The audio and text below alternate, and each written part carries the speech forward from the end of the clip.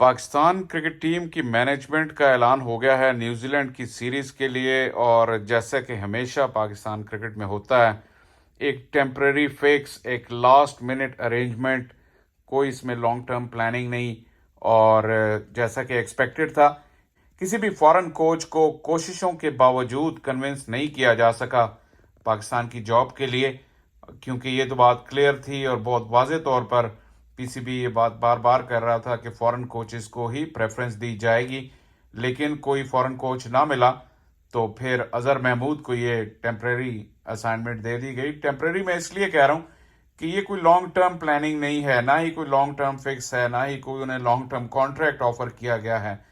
دنیا کی top class ٹیموں میں سے ایسا صرف پاکستان کی ٹیم میں ہی ہوتا ہے۔ اس کے علاوہ ایک بہت ہی عجیب و غریب قسم کی اپوائنٹمنٹ کی گئی ہے Wahab Riaz as a senior manager اور منصور رانا ریگولر مینیجر۔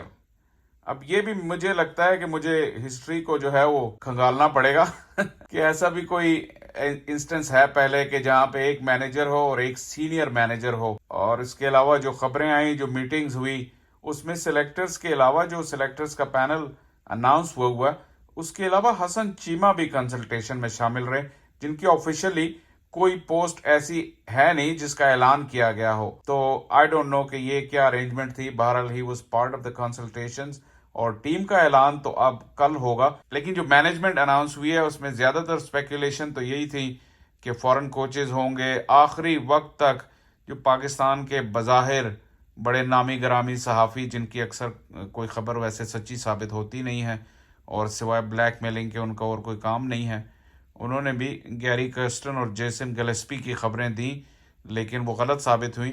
اور جیسے میں آپ کو پہلے کئی ویڈیوز میں اپنے بتا چکا تھا کہ کسی بھی فورن کوچ کے آنے کا امکان نہ ہونے کے برابر تھا، اور ویسا ہی ہوا۔ اظہر محمود کو جاب ملی۔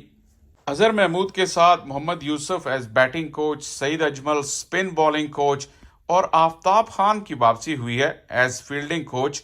انہوں نے مجید کو ریپلیس کیا ہے، اور یہ ایک ایسی اپوائنٹمنٹ تھی پہلے بھی جب آفتاب خان کو ہٹایا گیا تھا تو کافی اس پہ اعتراض ہوا تھا، کیونکہ ان کے مختصر دور میں فیلڈنگ میں کافی امپروومنٹ نظر آئی تھی، لیکن ان کی واپسی ہوئی ہے پاکستان کے سیٹ اپ میں۔ لیکن حیران کن بات یہ ہے کہ جو پریویس سیٹ اپ میں جو کوچز چلے آ رہے تھے، عبد الرحمان، ان کا کہیں نام نشان نہیں ہے، ان کو کمپلیٹلی جو ہے وہ ڈچ کر دیا گیا ہے۔ تو دیکھتے ہیں کہ یہاں پہ اس کے کیا نتائج نکلیں گے۔ ایک اور جو گلیئرنگ مس ہے جو پاکستان ٹیم کے مسور ہوتے ہیں، ملنگ علی، ان کا نام بھی مسنگ ہے اور ان کو بھی ریپلیس کر دیا گیا ہے۔ شاید مجھے پھر ایک مرتبہ پھر دیکھنا پڑے گا کہ لاسٹ ٹائم کب تھا کہ ملنگ علی کے علاوہ کوئی مسور پاکستان ٹیم کے ساتھ گیا ہو۔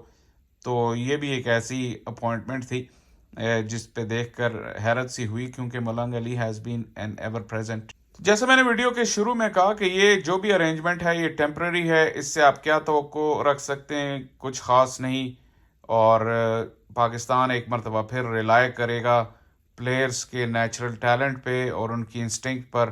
کوئی اسٹریٹجک پلاننگ اس طرح کی ہو نہیں سکتی اتنے شارٹ ٹرم میں، اور ایکسپیکٹ بھی نہیں کیا جا سکتا۔ اس میں آپ کوچز کو بھی قصوروار نہیں ٹھہرا سکتے۔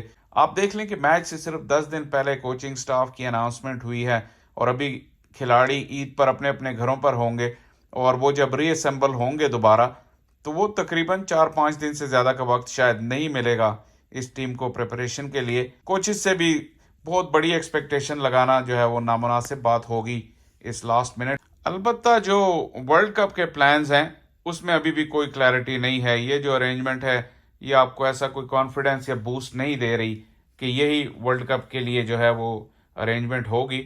ظاہر ہے کہ رزلٹ پر ڈیپینڈ کرتا ہے، اگر رزلٹ آ گئے تو ہو سکتا ہے، جس طرح میں نے کہا کہ پاکستان میں تو ہمیشہ لاسٹ منٹ فکس ہی ہوتا ہے، اور انٹرنیشنلی اگر کوئی اور آپشن اویلیبل نہیں ہوئے تو شاید اسی سٹاف کی قسمت جاگ جائے اور یہی ٹیم کو انگلینڈ کے ٹور پہ اور پھر آگے ورلڈ کپ پہ لے جائے۔ پاکستان کرکٹ ہے، کچھ بھی ہو سکتا ہے، لیکن ہماری بیسٹ وشز ہیں نئی کوچنگ ٹیم کے ساتھ، اور امید کرتے ہیں کہ پلیئرز رسپونڈ کریں گے اور نیوزی لینڈ کی قدرے ہلکی ٹیم کو ہوم پر قابو کر لیں گے، اور اس طرح ورلڈ کپ کی تیاری کا سفر جو ہے وہ شروع ہو جائے گا۔